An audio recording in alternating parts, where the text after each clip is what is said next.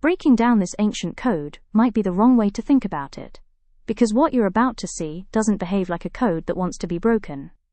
At first glance, it looks simple. Lines, marks, repeating shapes, something you might expect from an early symbolic system. Primitive, basic, almost decorative. And that's the first mistake, because your brain immediately tries to classify it as language, as writing, as something meant to be read, but as soon as you try, it starts to fail. Now look carefully. Don't try to decode it yet. Just observe. There are patterns. Yes, repetition, alignment, structure, but something is off. Because the patterns don't stabilize, they shift. They almost repeat, but not exactly. Now this is important. Real language systems, even ancient ones, have consistency.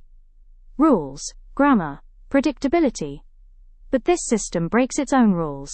Now let's try to break it down anyway. Start with frequency. Which elements appear the most? You'll notice clusters. Certain shapes repeat more often. That suggests meaning. Or at least function. Now track one of them.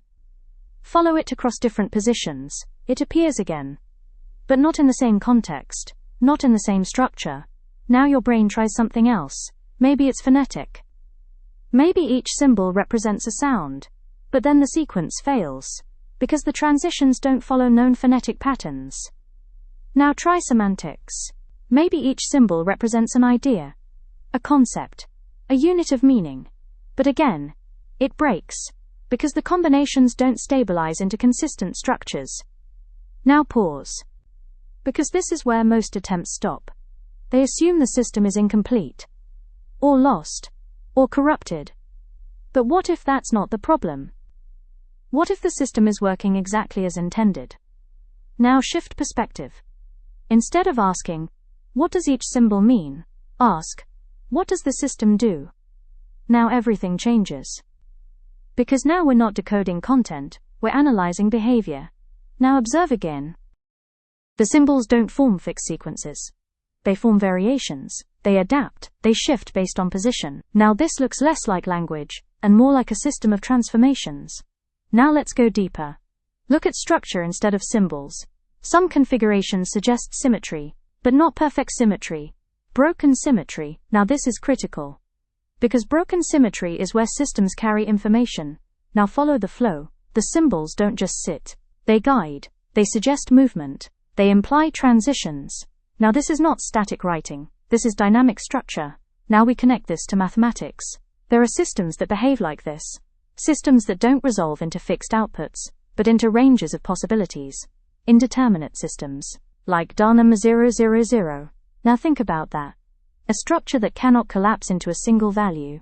A system that holds multiple outcomes simultaneously. Now look back at the code. Each sequence suggests meaning, but never locks into one. Now this is not failure. This is indeterminacy. Now go further. In computation, we have systems that explore possibilities instead of resolving them. Branching systems, search spaces. Now in physics, quantum states, superposition, multiple states at once. Now connect all of this. The ancient code behaves like a system that encodes possibilities, not answers. Now this is the key shift. This is not a code meant to be translated. It is a code meant to be executed. Executed by the mind. Now every time you try to interpret it, you generate a path, a possible meaning.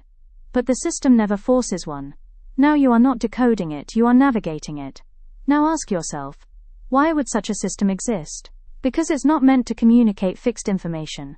It's meant to preserve variability, to hold multiple interpretations. Now go back to structure. The placement of symbols, the spacing, the repetition. They are not random, they are constraints. Constraints that guide interpretation, without fixing it. Now this is extremely advanced. Because most systems collapse meaning. This one distributes it. Now we take the final step. If this is true, then this ancient code is not primitive. It is conceptual. A system built on indeterminacy. Now everything aligns. The instability, the shifting patterns, the lack of closure, the failure of traditional decoding, all of it points to the same conclusion. This is not a language. This is a framework for generating meaning. Now think about what that implies. This system does not store information, it produces it. Through interaction. Now you understand why breaking it down fails. Because breaking it down assumes there is something fixed to extract. But there isn't. Now look one last time. The patterns that almost repeat, the structures that almost resolve, the sequences that almost make sense. This is not incomplete. This is deliberate. Now the final realization. We've been trying to read it, as if it were meant to give us answers. But what if it was designed to keep us asking questions? Because in that space, between understanding and confusion, something happens. Your brain expands. Your perception shifts, your models evolve. Now the code is no longer external, it's internal. Now it's running inside you. And that is why, breaking down this ancient code was never the goal. Understanding what it does was. Because there are symbols that take this even further. Symbols that don't just generate meaning, they collapse reality itself. Watch this again. But this time, don't try to translate the code. Watch how it changes the way you think.